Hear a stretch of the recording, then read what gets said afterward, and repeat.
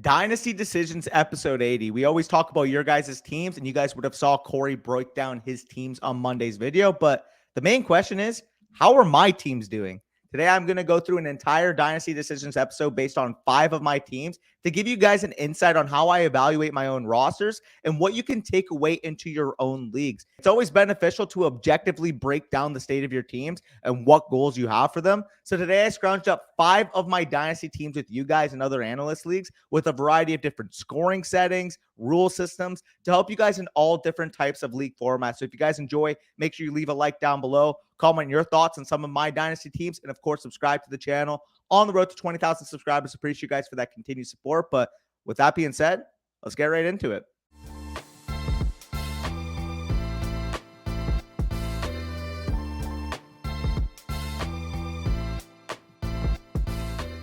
Okay, before I get into my team, just want to quickly shout out FS Rookie on Twitter for making this clean spreadsheet, the new official submission format for our Dynasty Decisions videos. And speaking of the format, let's get into Team 1. So this first league is a part of our official FSC Listener League Dyno, the first league we did with you guys back when we were a rinky-dink, 200, 300 subscriber channel on YouTube. And I was living in my university dorm room in freshman year of university. So we're talking 2020. We're talking far back. These are the true OG FSC supporters and a league that is a ton of fun with a lot of action. So in terms of the roster format, we got a super flex PPR league. It's a start 9 with no tight end premium. So very shallow in terms of the starting lineup. In terms of my team, you guys can see right now, Josh Allen, Justin Herbert, Deshaun Watson at quarterback. Running backs, I got Breece Hall, Kenneth Walker, Cam Akers, Deontay Foreman, etc. there. Wide receivers, I got Jamar Chase, Drake London, Treylon Burks, Elijah Moore, Rashad Bateman, etc. there. And at tight end, I do have Darren Waller, Trey McBride, Greg Dulcich, and Jake Ferguson, along with the 104, 106, and 108 this year, and the 301, 304, and 305 this year, with all of my future picks intact. So in terms of objectively assessing my team, in terms of this league, I full-on tanked year 1. Wanted to get that 101, ended up scooping up Breece Hall, Drake London, Treylon Burks. A lot of my 2022 picks ended up being materialized, like you guys can see on this roster. In terms of entering this past year, entering year 2, I really wanted to enter it with a house money mindset where if things broke right, I could maybe, push the championship, potentially compete. But due to some unforeseen circumstances, injuries, bit of disappointment with some of my breakout candidates, I ended up finishing middle of the pack. But going into this year, it's clear as day. With the 2023 capital I was able to accumulate, my goal is simple. This is the year where I turn all of the value I've scrounged up on this roster into a competitive point production team. And in terms of this team, it's easy to see why I can compete. The quarterback position, I have an elite advantage at. Running back core, strong for my standards. Breece Hall, Kenneth Walker, Cam Akers there should be able to hold it down for me, especially if I add, maybe somebody at that 301, maybe somebody at that 106, like a Jahmyr Gibbs, something like that. I think by exiting this draft, entering this season, my running back core, my wide receiver core is going to be fully ready, not to mention the onesie advantages that I do hold on this team. So in terms of what I'm planning to do this offseason, it's clear as day. Using my 3 first-round picks in this draft, I want to try to buy some production for the right price. So I could, maybe look to leverage my 3rd elite tangible quarterback, maybe, downgrade from a Deshaun Watson to a, quarterback 3 type, your Jared Goff, your, quarterback 12 to 18, and look to get a boatload of picks or a boatload of win now talent attached in that deal. So I could look to do something like that. As well as with my 104 this year, given the fact that there's a big 3 quarterbacks in this draft with Anthony Richardson, with Bryce Young, and with CJ Stroud, if somebody's willing to offer me a godfather to go up and secure one of those young quarterbacks, I'm going to be looking to getting some point production players at the running back and wide receiver positions in particular. So in terms of that 104 of clear as day, like I mentioned, pigeonholed for a win now asset. A valuable wide receiver would be my dream here. Someone in that, Garrett Wilson, Amon St. Brown, Chris Olave tier if possible. And then, like I said, with the 106 and the 108, I have a ton of flexibility where in an ideal world, I can ship them for win now talent. But if I had to stick and pick, leaving those 2 picks with one of Addison, JSN, and QJ, as well as Jahmyr Gibbs, would be my dream. But like I said, whatever falls, best player available, I'm more than fine just cooping up the value at that 106 and 108 spot. So in terms of this team, like I said, no matter what I do this offseason, my goal is to be a top contender. Whatever deals materialize, obviously I'm going to be patient. I'm going to see what type of offers I'm getting when I'm on the clock. But realistically, if I don't leave this offseason as easily being one of the top 3 teams from a point production value standpoint, I do view this as a failure. So let's go through some of my trades. And I only really have one listed trade here since September of last season, the start of the 2022 NFL season. And it's a pretty insignificant one. I ended up sending away David Bell in the 401, ended up receiving Rex Burkhead, Marcus Mariota in the 305. And in terms of some context on this deal, again, I wanted to try to contend. I thought that, again, entering the house money, I had Josh Allen, I had Justin Herbert to hold down the fort. But with Deshaun Watson suspension for the first 11 weeks, I wanted that secure quarterback option that I could look to on my bench, which Marcus Mariota proved last season as the starting quarterback for the Falcons. So Rex Burkhead showed, some workload at the beginning of the year. Marcus Mariota ended up being a quarterback 3 for my team and upgraded my 401 to the 305. Again, ended up being an insignificant deal, but if David Bell ended up materializing, I definitely would have regretted this deal. But not really too much else to spend on this team. It's clear as day I want to contend. It's clear as day it's in a very, very good spot. But let's go into the next league, and that's going to be from the Ladster League Best Ball. And for those of you that are unfamiliar with this league, last year, our Ladster Patreon tier members, about 22 of you ended up being in leagues with us. I had my own league, which was the Ladster League. Corey had his own league, which was Bush League. So you guys can see right here, full best ball format, Superflex PPR start 10 with a 0.5 tight end premium. Current squad right now is Lamar Jackson, Deshaun Watson, and Jared Goff at quarterback. Running backs, Boston Scott, Dearness Johnson, and Tyrion Davis-Price. Wide receivers, I have CeeDee Lamb, Calvin Ridley, Rashad Bateman, Elijah Moore, etc. there. And then at tight end, I have the gold standard himself, Kyle Pitts, along with the 101 this year, the 111 this year, the 209 this year. 5 first-round picks in 2024, 3 seconds and a third, as well as all of my picks in 2025. So leaving the startup, my goal was to full 1-year punt this thing. I knew that if I scrounged up the right value, I could potentially compete by 2023. And that's what ended up happening. Year 1 plan worked, absolutely tanked my potential points, ended up with a 1-13 record. And of course, like you guys can see, ended up with the 101 to either take Bijan Robinson or potentially receive a huge package in return for Bijan Robinson. So let's objectively assess this team. Obviously, of course, with Lamar and Deshaun Watson, I am extremely strong at quarterback. And Jared Goff is my ideal quarterback 3. Like you saw with the first roster, I'm a little bit too heavy in my opinion, having 3 elite guys. Obviously a luxury to have, but if I can leverage some of that, value at quarterback on the first roster into flex production, I would feel more equipped with that. With this roster, this is the exact build I like. Lamar, Deshaun, with Jared Goff as that mid-tier quarterback 2 option, occupying my quarterback 3.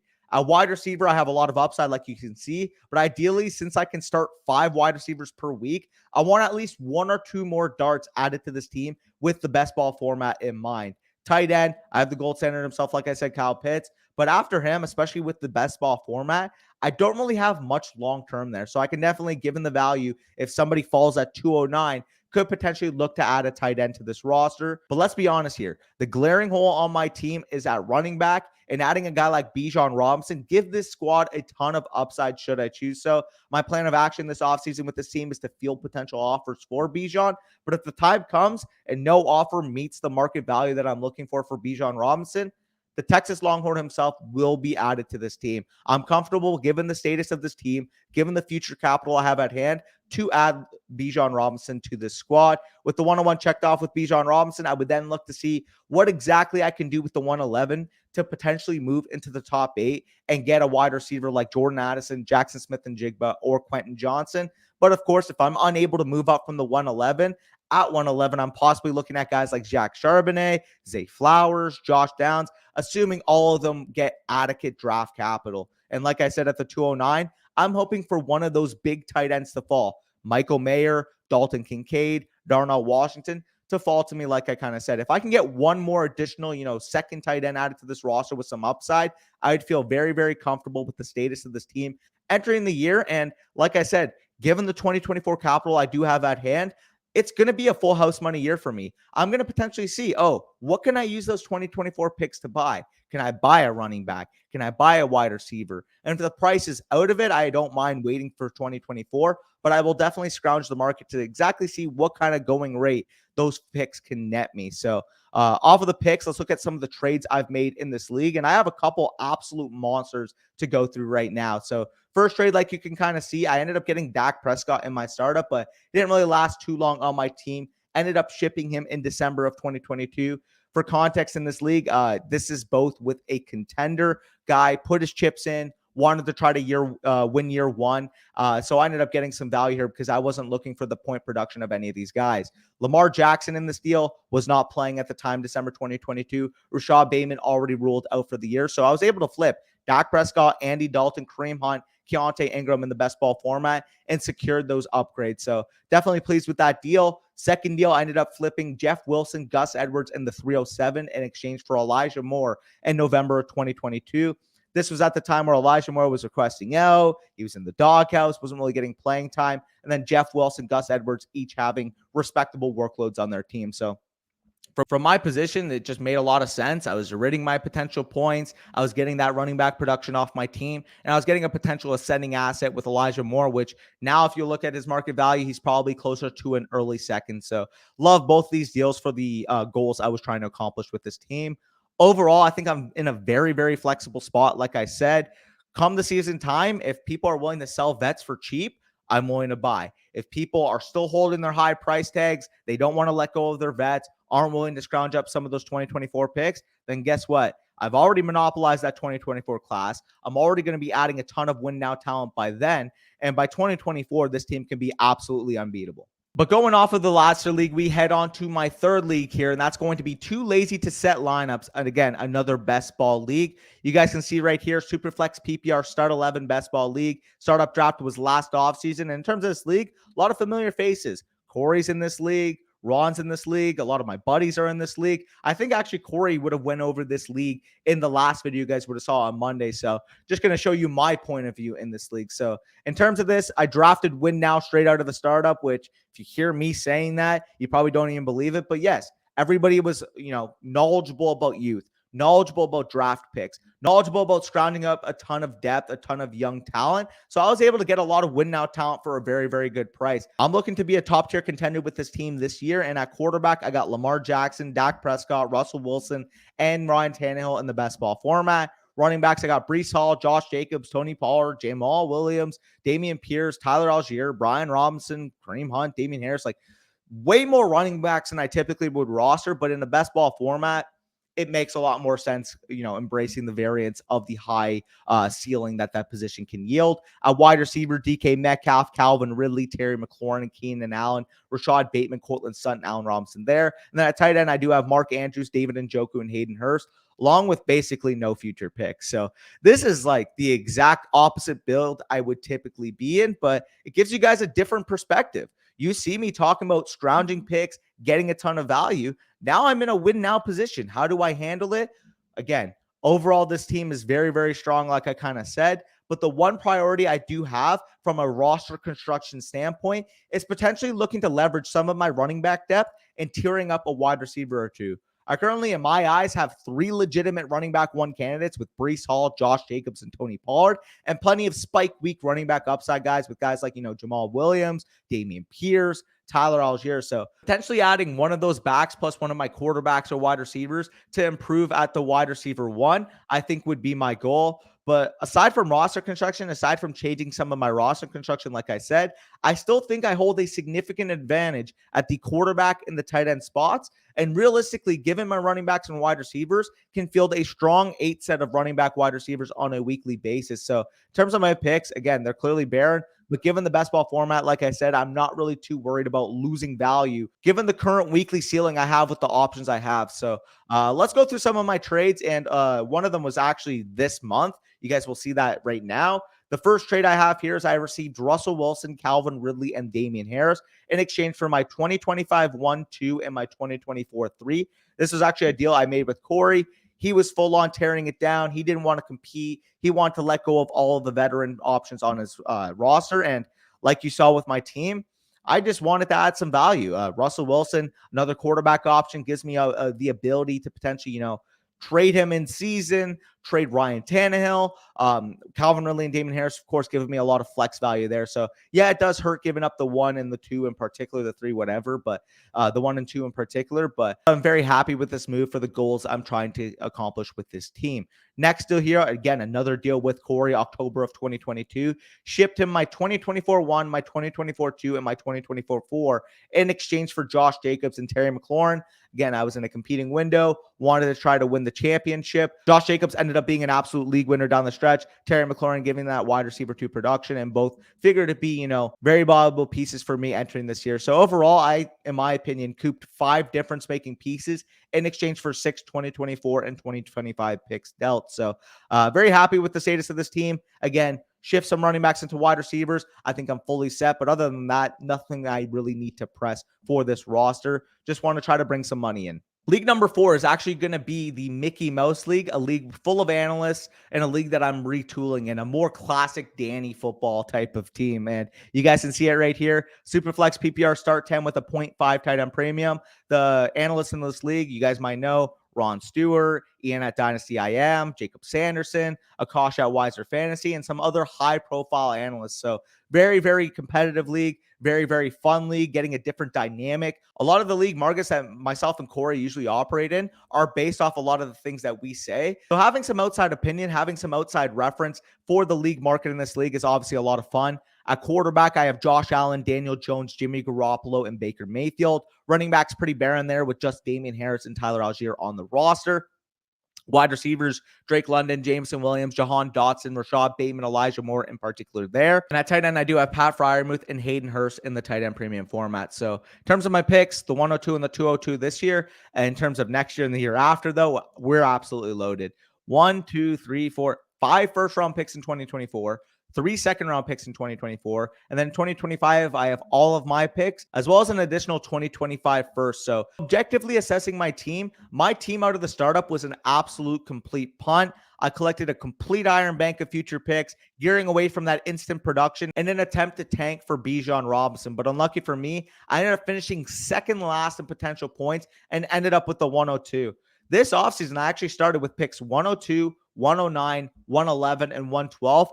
And just went to work on getting myself some players, getting myself some cornerstone assets on this team. As currently constructed, I believe I have, about a middling team, maybe lower end middling team for the 2023 season. But once my 2024 picks kick into effect, draft selections, vets bought with those picks, whatever I choose to do, either going into this season, during the season, or potentially going into next offseason, I do think I'm expecting to be a contender by 2024 at the very latest. So in terms of my picks, 102, 202. What are my plans? What exactly am I going to do with those picks this offseason? In terms of the 202, my plan is to try to leverage that, maybe see if I could possibly trade down to that 105, 108 range, get 2024 pick equity, and still end up with one of Gibbs, JSN, Addison, or QJ. But if I'm unable to move down with the 102, it's pretty stapled. I'm most likely going to be going with Bryce Young, going to be going with the top quarterback available at that pick.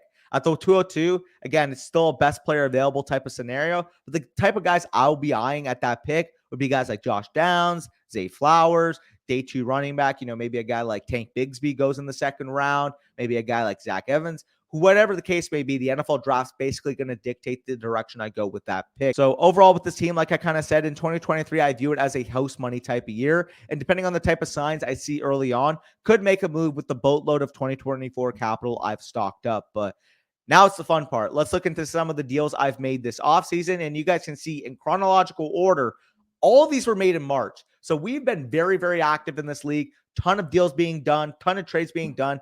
Basically seems like in the league chat every single day that there's a trade being made. And first one is an absolute blockbuster. Ended up receiving Josh Allen and Drake London in exchange for Justin Fields, CeeDee Lamb, and the 109. In terms of my rationale of this deal, yes, I prefer CeeDee Lamb to Drake London, but CeeDee Lamb's my wide receiver 3. Drake London's still a top 10 wide receiver. So tearing down at wide receiver didn't seem as significant as the great upgrade I got at quarterback. Listen, I love Justin Fields, top 10 startup pick, very, very good option at the quarterback position. But anytime you can get Josh Allen available and realistically not have to give up as much as, 5 or 6 first rounds of capital, I'm absolutely all for it. Justin Fields, 109, CeeDee Lamb. I would much rather Josh Allen and Drake London. Really like the deal for me in this side. Next deal, I ended up sending the 111 Donovan Peoples-Jones and 2 third-round picks, 304 and 306, in exchange for a 2025 one. For the context of this, 111 DPJ, 304, 306, not really needle moving type of assets in my opinion. Whereas the 2025 one that I'm getting is from a team that's very volatile, not many picks, not a lot of depth on their team, a lot of depreciating assets that I do think that by 2025, that pick may be able to double, maybe even triple in worth. So buying it now, paying some third round picks, paying some fodder with Donovan Peoples-Jones and upgrading my 111, all for making those type of leverage trades. And finally, I ended up shipping Terry McLaurin in the 307 for Daniel Jones.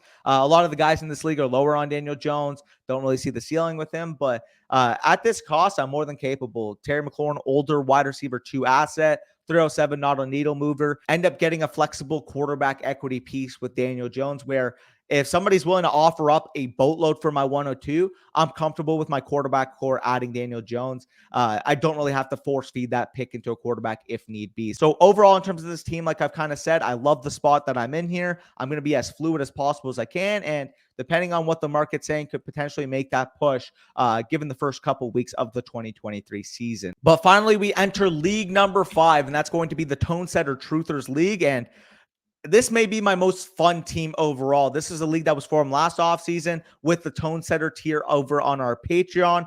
Corey's in this league. A lot of our diehard fantasy stock exchange supporters are in this league. Ton of fun in this league, but in terms of settings, Superflex PPR start 10 with a 0.5 tight end premium. At quarterback, I have Lamar Jackson and Jalen Hurts. Running backs and wide receivers are a little bit weak. AJ Dillon, Kareem Hunt, Brian Robinson. Wide receiver, Calvin Ridley, Elijah Moore, Michael Gallup, etc. there. And that tight end, I do have a very, very strong option with Dallas Goedert. But this is the kicker with this team. This is the fun that I get with this team. The 103, the 104, the 107, the 108, the 111, all those second round picks, 2 third round picks, 403, 412, along with all of my future picks in 2024 and 2025, as well as an extra first and an extra second in 2024. So objectively assessing this team, it's pretty clear, like I kind of said, I'm stacked at quarterback. I've got a very stud tight end with Dallas Goedert.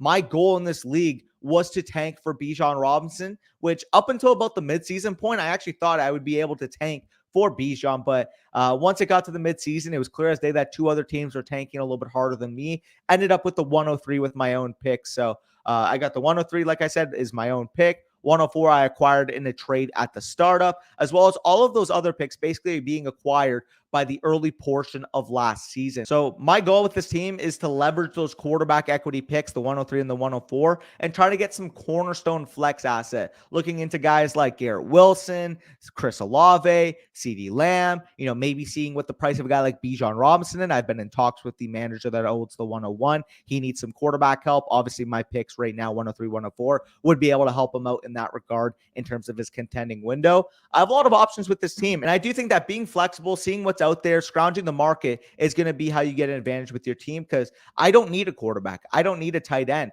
And realistically, at that point, when all you need is running back and wide receiver talent, you can scrounge to see what kind of value, what type of cornerstone assets that you can get on the market for teams that do need quarterbacks. So that's the plan with my 103 and 104.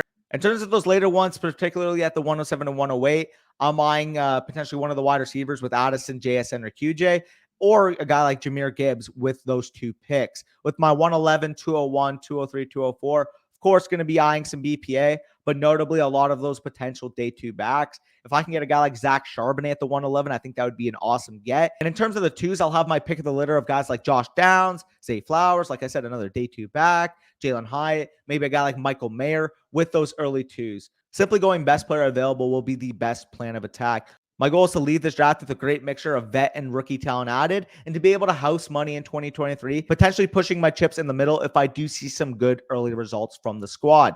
But now we get into the trades, and 3 trades listed here. I ended up receiving Jalen Hurts, Dallas Goedert in exchange for George Kittle, Justin Fields, Brock Purdy, and JaMychal Hasty. This is pretty much the product of 2 deals. The Jalen Hurts, Dallas Goedert, George Kittle, Justin Fields deal was actually initially with the 312, but earlier on, I ended up getting the 312 in exchange for Brock Purdy and JaMychal Hasty. So if you combine those 2 deals, this is the net result. Obviously happy with my side here. Jalen Hurts, top 3 overall quarterback asset on the open market right now. Dallas Goedert, still a valuable tight end.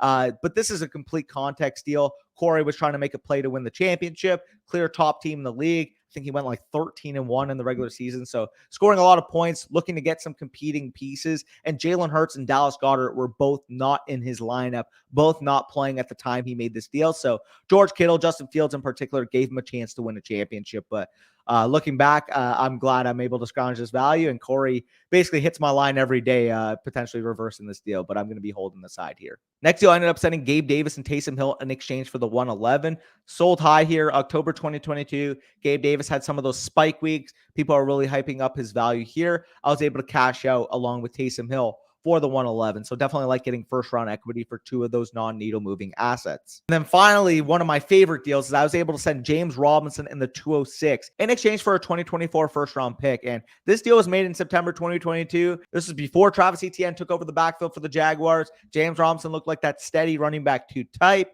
I was able to cash out because I didn't need the production and got a very, very valuable pick upgrade from the 206 to that 2024 one. So overall, really, really happy with these moves. Really, really happy with the direction with this team. And like I kind of said, if I add some flex talent, running back, wide receiver talent to this team, I think it can be an absolute monster either going into this year or at the very latest by the 2024 season. But either way, that's the end of this video. If you guys enjoyed, make sure you leave a like down below. Comment, again, your favorite team. Comment, your thoughts on some of my teams, what type of moves you would make with my teams. The floor is open to you, exactly what you guys want to comment. Just make sure you leave something down below. And of course, if you guys want to be on our future Dynasty decisions that we'll be doing on your guys' teams, Flock Fantasy is the best way to be able to do it. Become a mother flocker or a flocker over on Flock Fantasy using promo code FSC to get Dynasty decisions priority. So definitely don't miss out on that offer. Come support us over on Flock Fantasy and get your teams looked at. But with that being said, take care. Enjoy your Friday.